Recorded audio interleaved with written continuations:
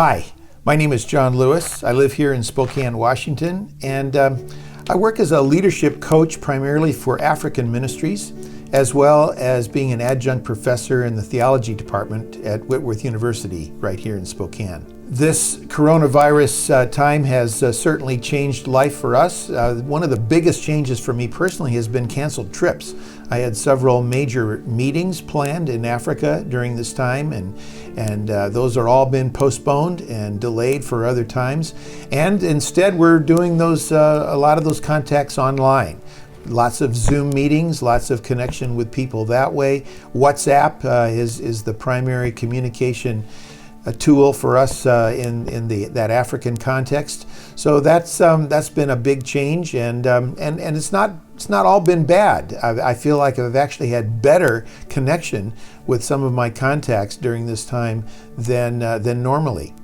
Another change for me has been to do some things that I haven't spent a lot of time doing in the past. Getting into my workshop. I've enjoyed working with my hands. I love turning pens on a lathe and doing something creative like that. I've also sat down at the piano and have been practicing some old piano pieces that I learned years ago, and that's also been a good experience for me.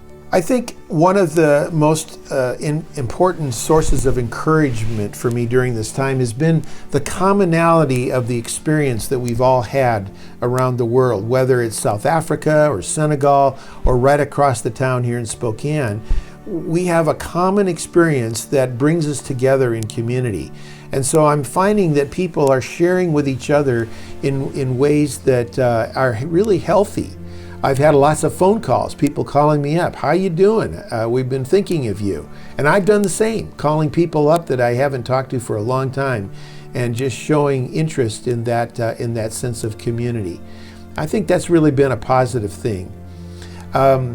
Another encouragement for me has been taking time for extra scripture study and reading, prayer time, especially with my wife, and then journaling. I don't have an excuse not to be writing some of my blog posts, and so I've had a chance to do that and do a little deeper thinking about some of that writing than normal. And all of that, I think, is encouraging for me in terms of using this time in that way. One of the most important things that I believe gives us hope during this time is to pivot away from the blame game that seems to be so much in the media, and to think about what really matters in the long term.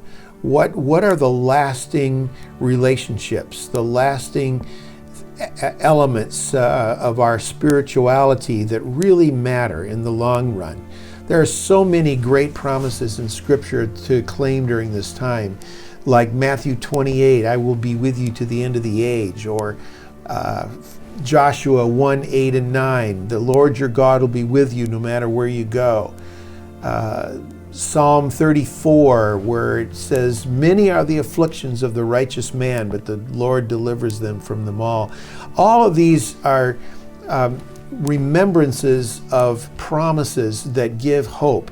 And I think it almost takes a crisis time like this to be reminded of those things. It's kind of like C.S. Lewis says, it's a megaphone to a deaf world, and we need to take advantage of this opportunity to be reminded of all those wonderful promises that can give us hope that will get us through in the end. I know it will.